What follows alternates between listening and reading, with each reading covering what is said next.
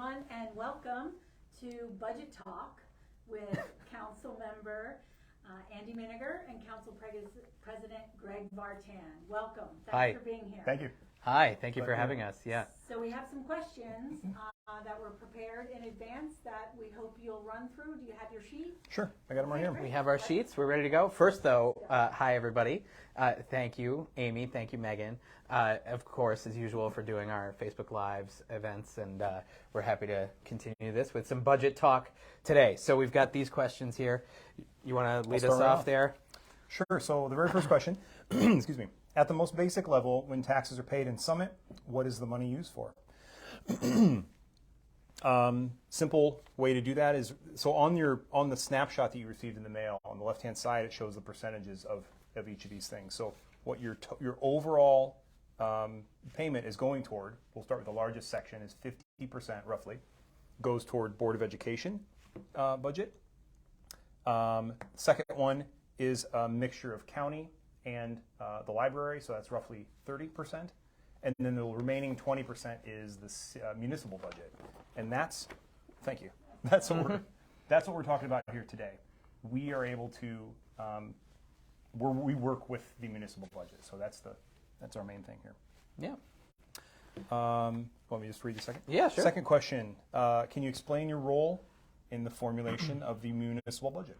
Well, that's a great question. I think we should talk about the whole process of the budget formation, and then we can sort of get into how council jumps into it, what the role of council members is as we're going through it, right? Sure. So typically, the budget process for the next year will begin in August of the year before, and that's when the city administrator asks department heads to start thinking about and working through, what their needs are from a budget standpoint for the following year.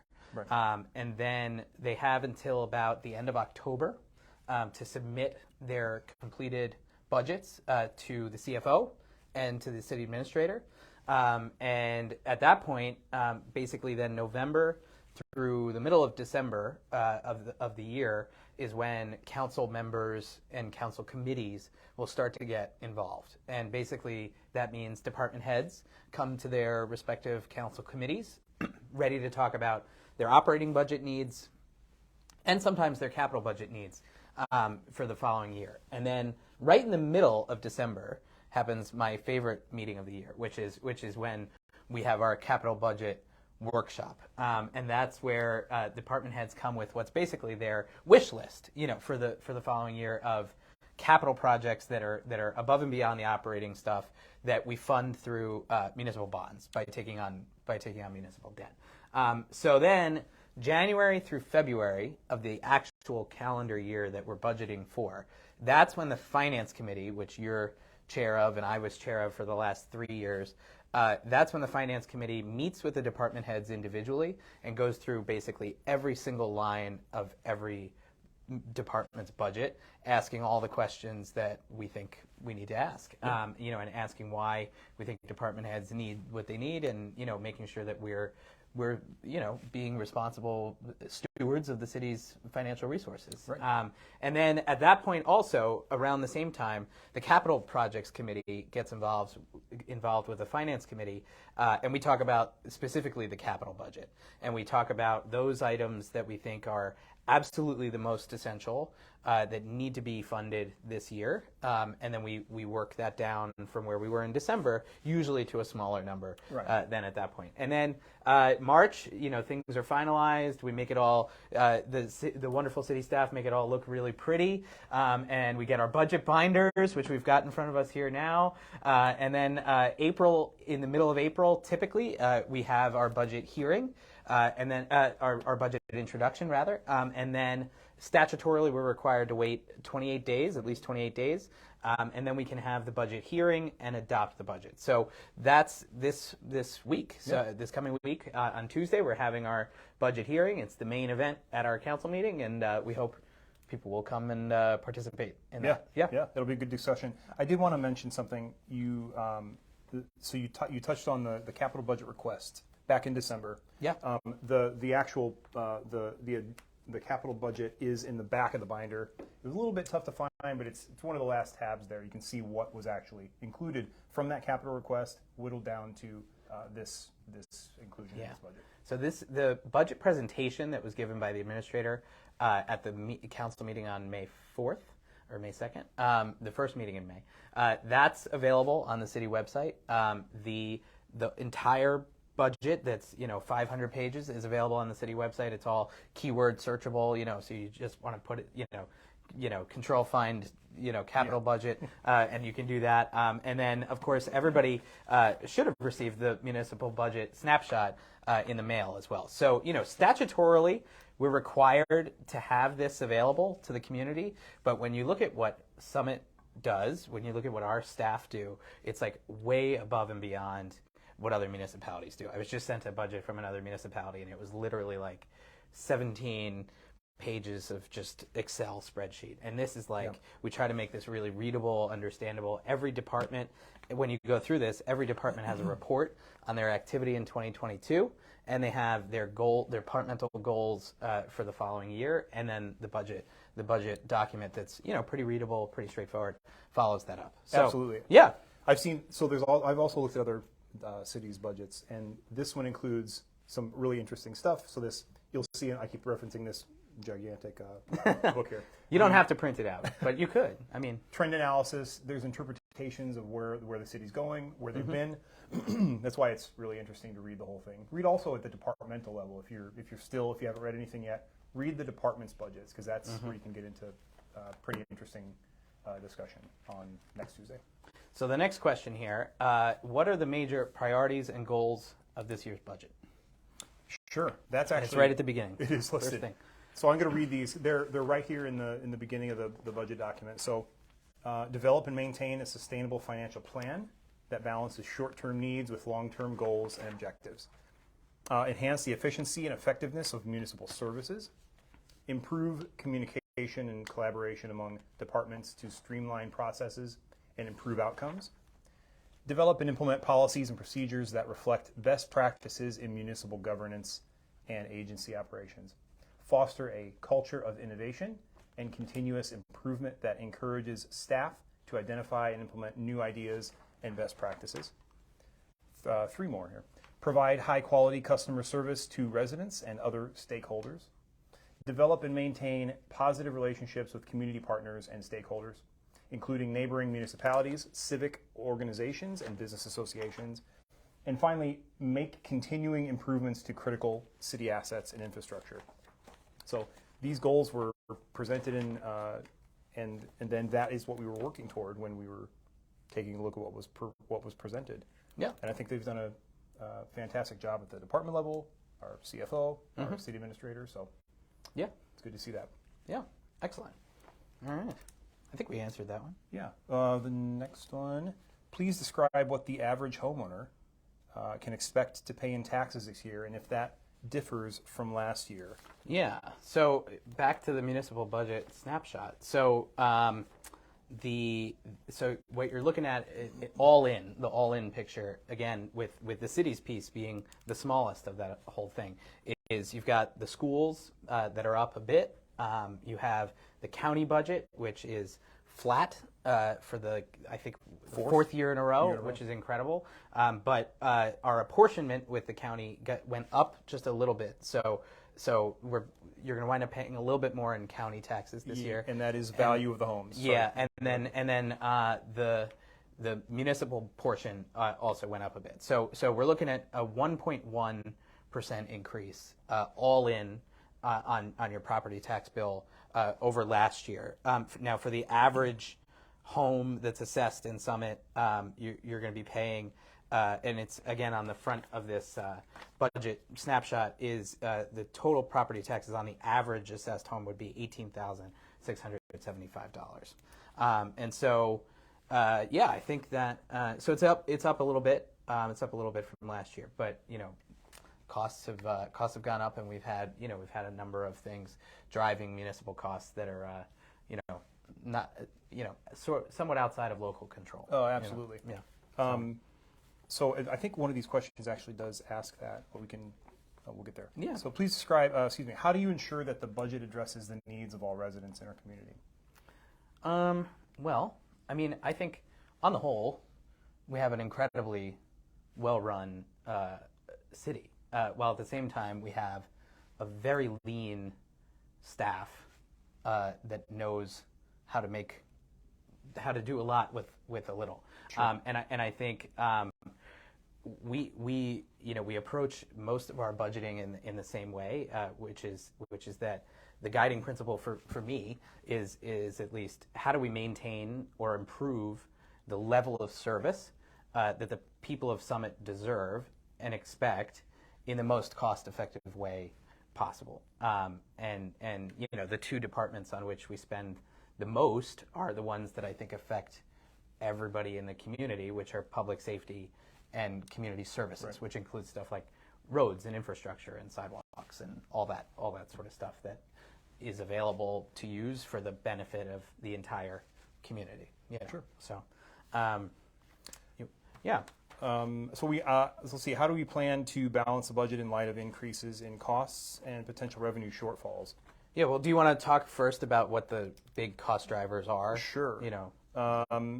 So there were three main things that affected the budget in a negative way this year, and it was the increase in health insurance to municipalities all across New Jersey.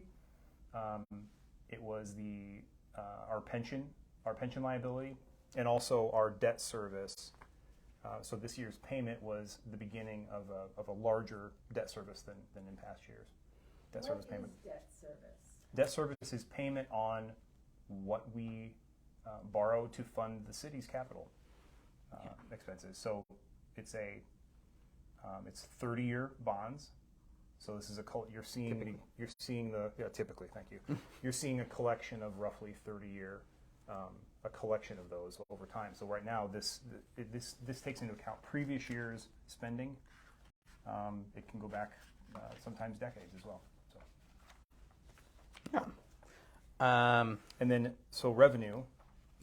There is one in particular that I wanted to talk about, but I know you had mentioned. No. Yeah. So this year, one of the sources of revenue, and Greg, you can go into the other ones, but obviously taxes on property, grants. This year's grants, we actually increased the anticipated amount that we're supposed to be getting from grants to $654,000 anticipated, compared to roughly $155 at this time last year. And I know it's not precise. It can't be precise because it's just anticipated at a certain time, but still.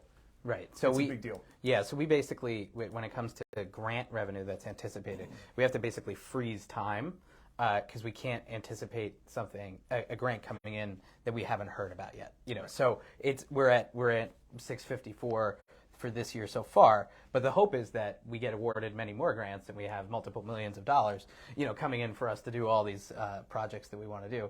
But we'll have to see what happens there.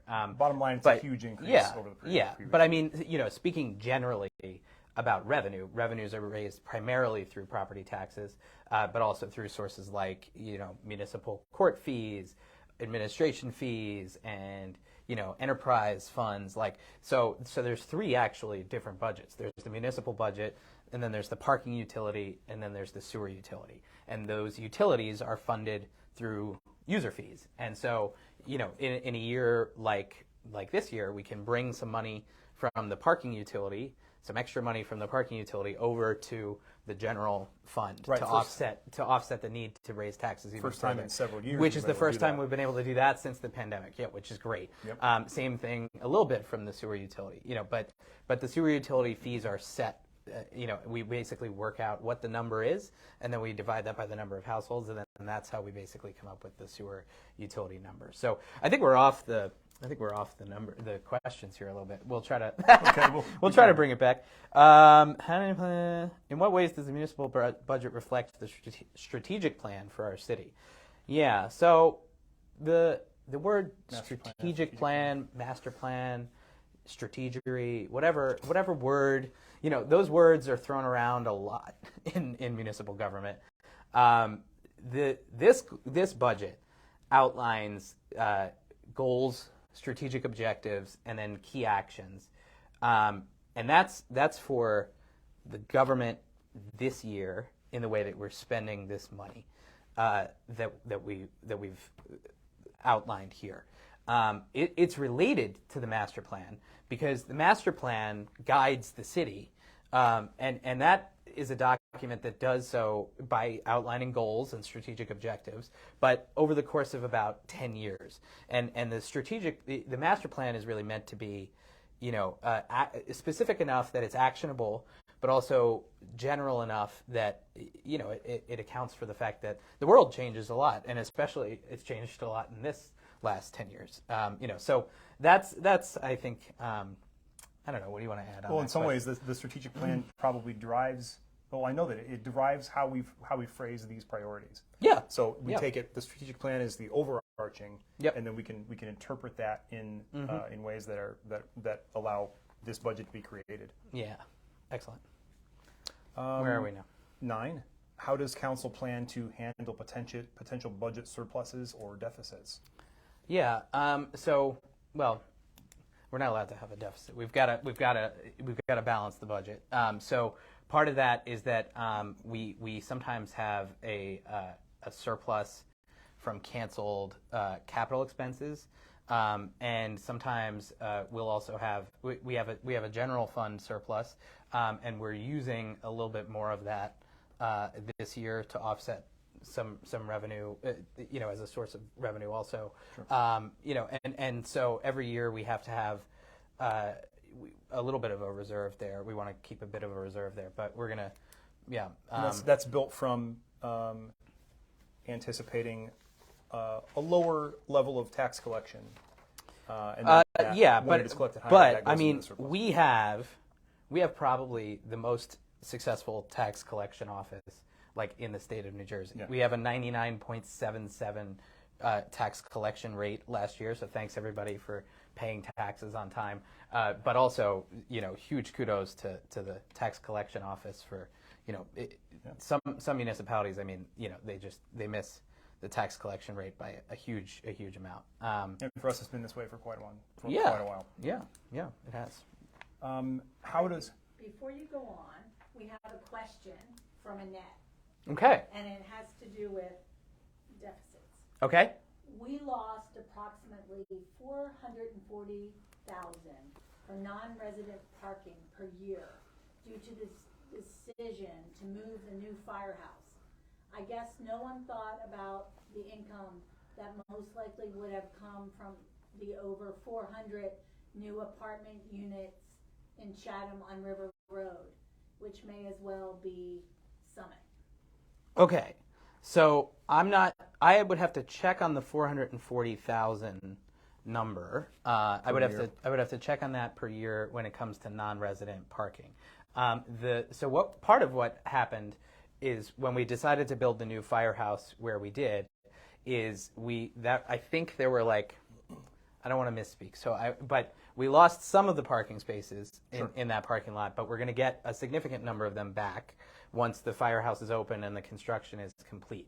But because it was actually non-residents who were starting to come back to work sooner than a lot of residents were starting to come back from work, we transitioned the top level of the Broad Street garage into non-resident parking. And so non-residents, just for example, pay something like $12 a day to park in Summit, and residents pay something like $4 a day to park significantly in Summit. more. Right, so it actually really benefited the city to do that from a revenue standpoint. And we're gonna, I know we're managing it, almost daily. I know we're now pretty close to full in that lot, in that garage rather, on Tuesday, Wednesday, Thursday. But, we're not full in a lot of other lots still. And so if we were in a spot where, we had absolutely no resident parking available, then we would have to say, okay, we've got to switch. Residents. Right, we've got to prioritize residents again. We've got to switch this around. But while we can afford it, and by afford it I mean have the space for it, I think we've got to keep that revenue from non-residents coming in. I think that's great. And to just touch on the development in Chatham, I mean, I think we should probably in the coming months as they finish up their construction, we should definitely try to figure out if there's other places, if there's other lots that are not being well utilized that we may want to also add some non-resident commuter options. Maybe closer to that side of town. But I mean, they're advertising, when you look at what Chatham's, when you look at that development, they're advertising they're a mile from the train station. They don't specify which one. So they're about a mile from Chatham, and they're about a mile from us too.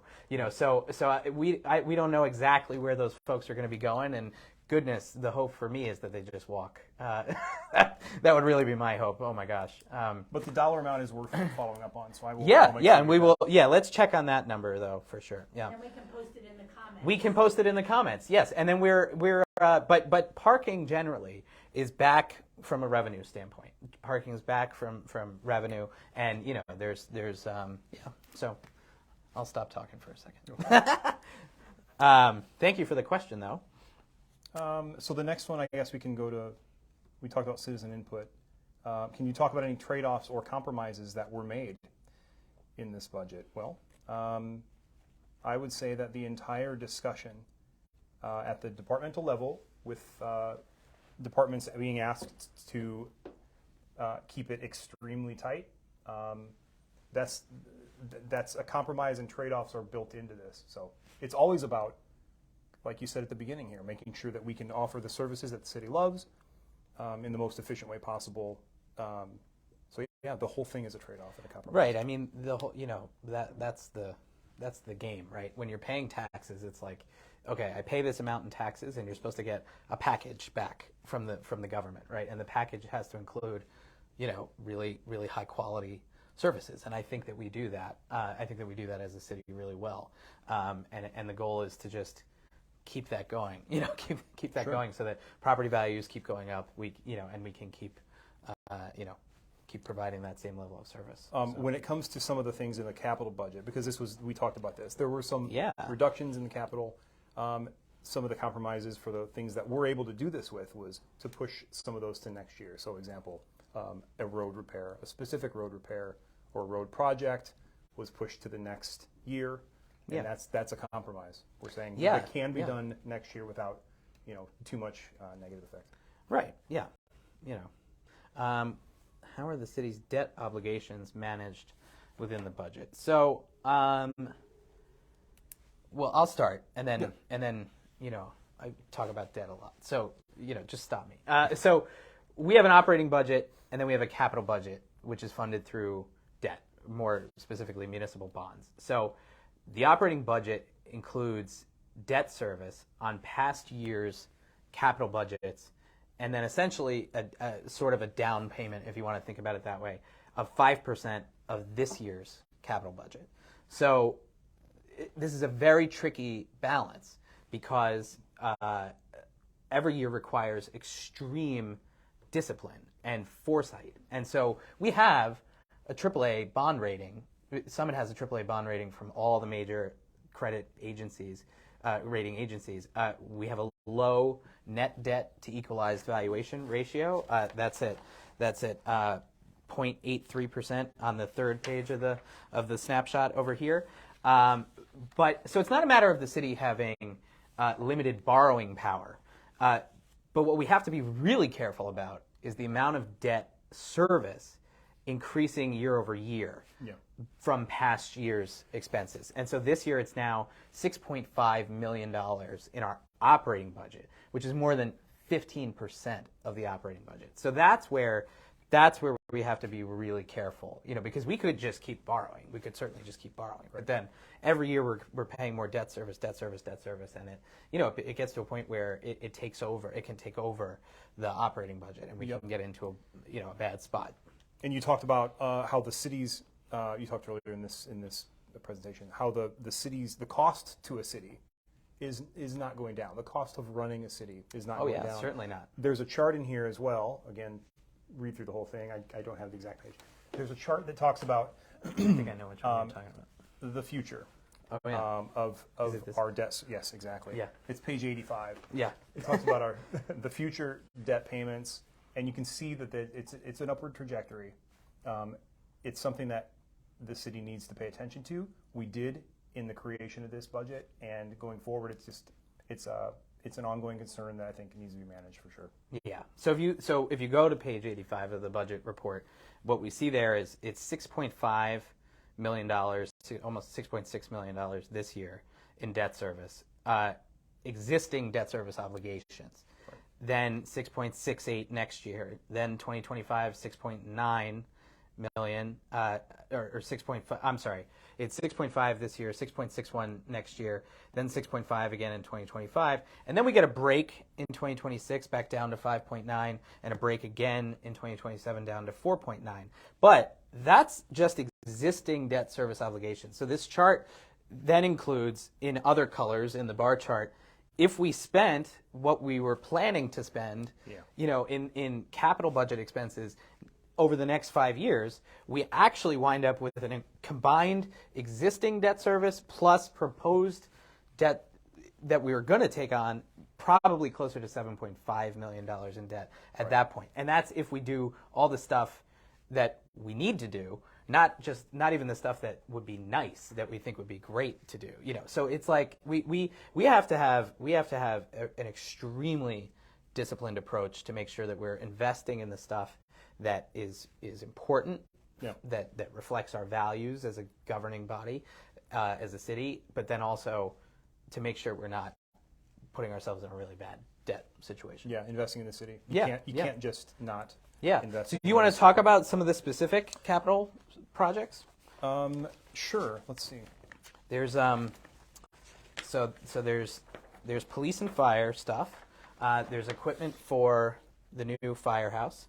There's equipment for new police vehicles and some more of those automatic license plate reader cameras around the city, which we'll work with parking services as well. Parking services too, but they really the goal is help the city catch auto thieves coming in and out of the city.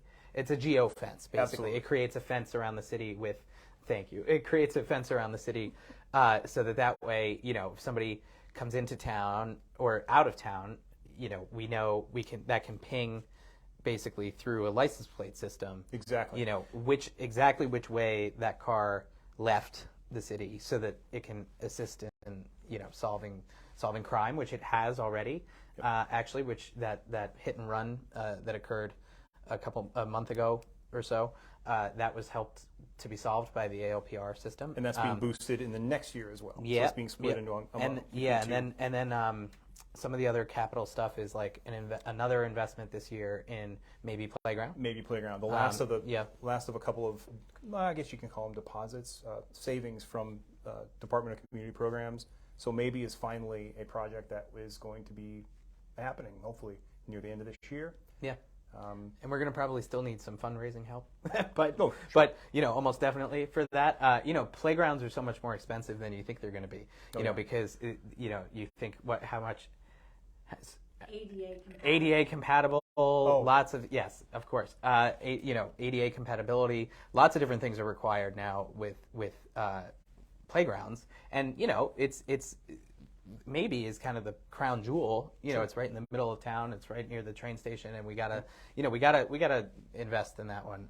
It's a backyard for the kids that don't have a backyard. Yeah, and then there's about $900,000 worth of community services projects, and that's stuff like the road projects, and that means paving, means curbing, and where possible, and where it is also overlaps with our sidewalk plan, sidewalks and pedestrian safety measures, and there's some really essential DPW vehicles and stuff in there too. So, but we kept this capital budget at about 1.99 million.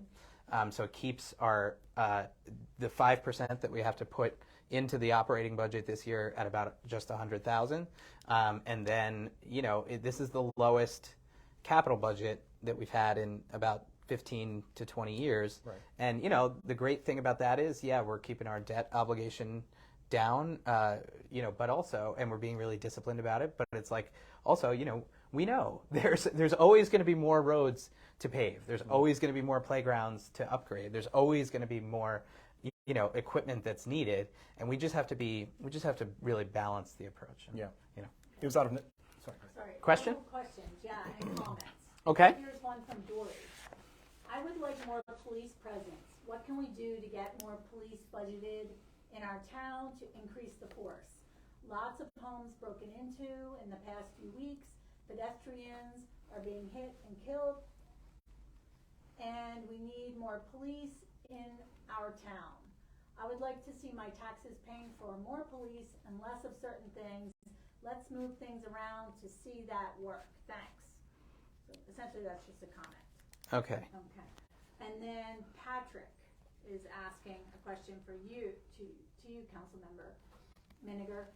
During peak COVID, virtual Common Council meetings were proven to boost engagement by town residents. Princeton, for example, is currently providing hybrid meetings for its residents. With so many Summit residents unable to attend Common Council meetings, hybrid meetings are necessary. I understand our council chamber technology needed to be upgraded going forward. Well, over a year ago, RFPs were sent out. Councilmember Minegar is a technology expert who ran on improving our municipal technological infrastructure. Can Councilmember Minegar comment on Summit Common Council meetings becoming hybrid like Princeton? Sure. I think I think the technology that was needed to be put in place was definitely ordered. I will have to check with Rosemary Licatisse, our clerk, to see if, in fact, every piece of this came in. But yeah, that's right. I think virtual meetings, the idea of a virtual meeting would be fantastic. There are a couple of legal things that are problematic, and I think that's what you've heard if you've seen the council meetings, if you've listened to them over and over again. Our city attorney has advised that could actually create more problems than the benefit of the virtual meeting. In general, I am in favor of those kind of things, but it would need to be done in a way that does not put the city at risk, for sure.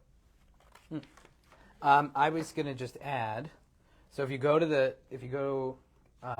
city clerk section of the budget, in the 2023 performance objectives and goals is technology upgrades.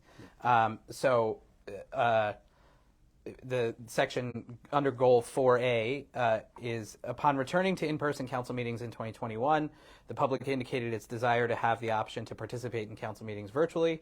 Although the state of New Jersey has not yet opined or issued guidance on conducting virtual meetings, at the direction of Common Council, the city clerk was tasked with exploring technology that would allow a hybrid meeting model. So the technology upgrades in the council chamber are ongoing, but should be done by the end of this month. And then really, we want to, I'll echo that, we want to make sure that we're adding ways for people to be engaging, sure. but doing so in a way that doesn't put the city at risk. Yeah. Okay. So we'll be ready for it if the legislature gives us some beefier legal protection. Question from Kevin. What items are carved out of the 2% tax increase cap? Yeah, there's a bunch. It's probably more that's not carved out. There's probably more that's carved out of the cap than is in the cap. Debt services, I don't have in front of me the list of what all of them are, but we can definitely get back to you on that, and we can put it in the chat, because there's a lot now, as we know, that's been carved out of it, and that's been done by the state, and so we'll get back to you on that. Okey-doke. There's one more question from Kevin, and it's related to the budget somewhat. Okay. And we are at 30 minutes, just to let everyone know. Sure. You seem to be very focused on the municipal budget, but that only represents 20% of the real estate taxes residents pay. 50% of what we pay goes to our schools. Why would residents benefit from a pilot program awarded to a developer that would not result in them paying at least what they would pay in school and municipal taxes combined? Can you read that last half? I'm sorry. Why would residents benefit from a pilot program awarded to a developer that would not result in them paying at least what they would pay in school and municipal taxes combined? Yeah, I don't know that, well, we don't have a specific pilot agreement that we're considering at this moment, but I mean, generally speaking, if we were to find ourselves in a situation where we're considering a pilot agreement as part of a redevelopment, we can negotiate with the developer specific agreements to go to the schools, but we also want an understanding based on demographic studies done by the school system to determine what we think the number of students coming into the schools would look like. But it's all a bit premature, I think, at this point. So, Okay. yeah. And then we just had one more redirect from Patrick saying, but why is Princeton having hybrid meetings? I don't know. I mean, so we have every municipality has legal counsel that advises them on what they think that they can do. And for us, our legal counsel has said, if any member of the public was engaging and there's a problem on their side with their Wi-Fi, for example, their Wi-Fi cuts out, Right. they could claim that their comment or whatever they were saying was not Wasn't properly heard by the governing body, and they could try to invalidate what we've done. So that's what our legal counsel has told us, and we're not at this point comfortable going outside of what he's advised at this point. All right, we're at time. Anything you'd like to add? Well, that was yeah. I'm sure. Come to the May 16th meeting. Yeah. Ask additional questions if you didn't get any. Yeah. Ask any here today. Oh, and read the 500+ page document. All right. Well, a lot. Dory's saying, could you answer her question, please? But she didn't actually ask the question. So the question was about police presence, right? So yeah. So I mean, look, I think we could certainly hire more police officers, but I think at this point in the budget process, we would have to look at where else in the city administration we would want to cut things, and I think for me at least, I think every department's basically operating pretty lean. It would be tough for me thinking about it, to find places to cut people or to cut software or to cut anything that doesn't then affect services somewhere else. We could just have the largest police department in the entire country and nothing else. No other municipal services. But I don't think that's what we want. And we have to think about the ways that, like, adding one police officer, adding two police officers, like, does that make a difference in the staffing model, that the police department has? And I don't know that it does. I think what we have benefited from a lot in the last several years, especially, is targeted grants in the police space and in the safety space, where you can apply for grants specifically for targeted enforcement of drunk driving or targeted enforcement of Pedestrian safety. Specific pedestrian safety and targeted enforcements. And I think those targeted enforcements have been really quite effective. And when you look at the crime rates, there's another presentation from the chief of police on the city website. You can go and look at that and see, we're generally, we saw obviously a huge spike, like everyone else did, with auto thefts, but they've actually gone significantly down now, and other levels of crime are extremely low by any standard, but also have been about steady or some going down in other areas too. So I think that maybe answers the question, right? We'll leave it there. Yeah, perfect. And if anyone has a question, they can email you directly. Please, yeah. We'll put your contact information in the post. Perfect. And if anyone has not received a budget snapshot, will you let them know where to receive them? Where they can find them? You can find them downstairs at City Hall. You can come into the foyer and grab one of these bad boys. And I think is it on the website too? Yes. It's on the website too. The library. It's at the library. Communications and clerk's office. Communication in the clerk's office. They're all over, really. And if you're one of my Yeah. neighbors, I'm going to drop these off at your later today. All right, thank you. Thank you. Thank you.